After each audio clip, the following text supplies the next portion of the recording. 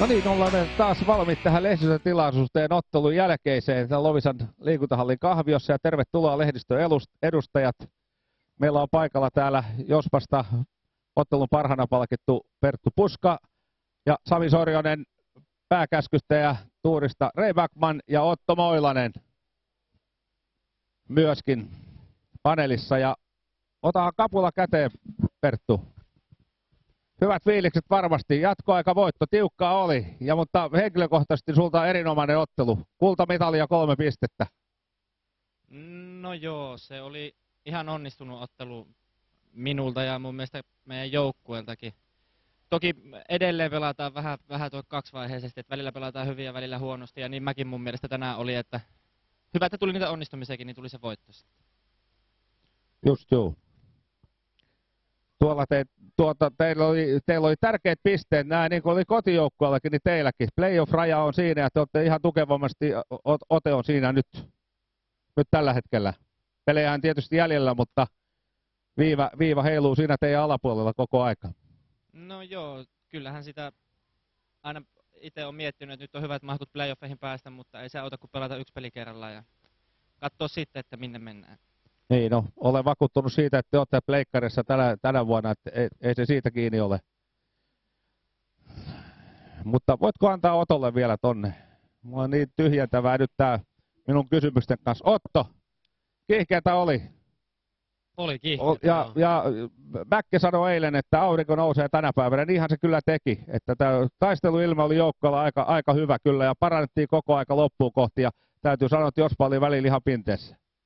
Joo, ihan hyvin taisteltiin, mutta sitten tehdään kyllä ihan käsittämättömiä virheitäkin, että mistä sitten tietysti tällä tasolla aina rankastaa, että niitä pitäisi saada pois yksi kerrallaan. Siitä olisi mahkuja voittaa.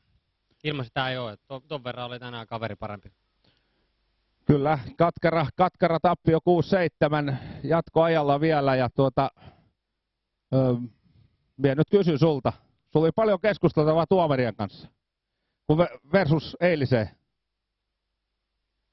No minä en nyt sano mitään siis tämän päivän tuomareista, mutta se pitää sanoa, että eilen oli aivan mahtava pelata, että oli molemmille joukkueille selkeä pelata ja vihellykset oli hyviä ja oikeita suuntia koko ajan, että täytyy vielä kertaalleen kiittää kyllä latvialaisia tuomareita, että todella hienoa työtä tekivät eilen. Just, ja yleisö tykkäs. Yleisö oli taas pieni, mutta sisukas porukka. Vajaa 300 katsojaa, mutta pieni ja sisukas porukka, mutta yleisö tykkäs kyllä pelistä. Joo. Näin. Yleisö oli hieno. Kyllä yleisö oli varmasti ehkä kentällä tänään paras.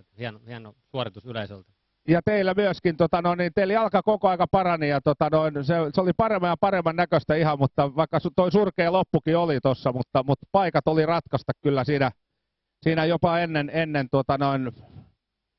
ihan jopa 5-3 tilanteessa oli paikat ratkassa, mutta sitten Jospa käänsi ihan väkisin yhdessä minuutissa. Joo, siinä vähän lähdettiin ehkä, se oli nimenomaan semmoinen, että siinä olisi tarvittu niinku kylmäpäisyyttä, että siinä lähdettiin vähän kyllä höntyilemään ja kaveri rankas armottaa. Jäädyttää peli, joo, kyllä. Sellaista valssi kesällä. Selvä, kiitos. Annatko Samille? Sami Sorjonen, tärkeät pisteet teille. Niin Perttukin voit lähteä vaduttelemaan ja vinuttelemaan ja myöskin. Joo. Kiitos. Kyllä meille erittäin tärkeät pisteet. Sanoin jätkille tuossa just, että tässä ei tyylipistetä jaeta, mutta 2 pistettä jaetaan ja 2 pistettä saatiin tänään. Todellakaan tyyli oli ihan vapaa. Olen todella tyytyväinen joukkueen suoritukseen tänään. Että ei nappisuoritus, mutta taulukossa pisteet vaihtuu, niin silloin ollaan onnistuttu.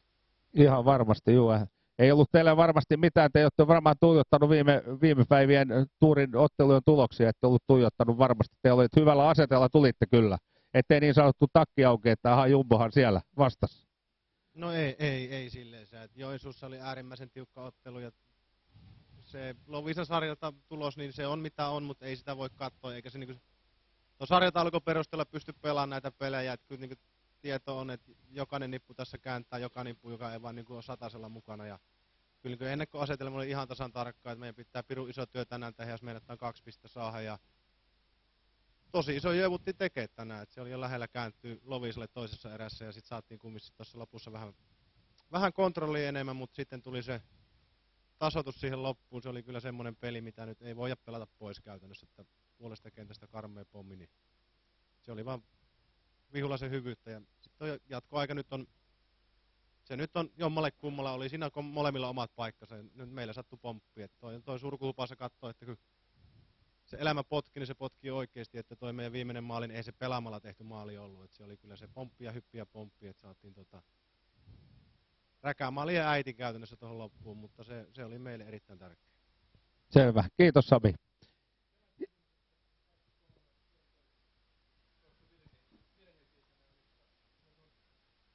Joo, Jorma Jyrkilä Karjalais.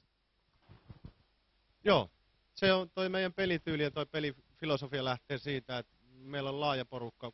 Se 3 kenttää pitää onnistua pelissä, että meillä saa epäonnistua, pitää epäonnistua. Jos me ei enää yrittää, niin silloin tulee myös epäonnistumisia. Kyllä me tarvittaisiin, että nyt niin katso tuon jatkoajalle, niin se teki se 3. kenttä meille sen ratkaisumaali. Että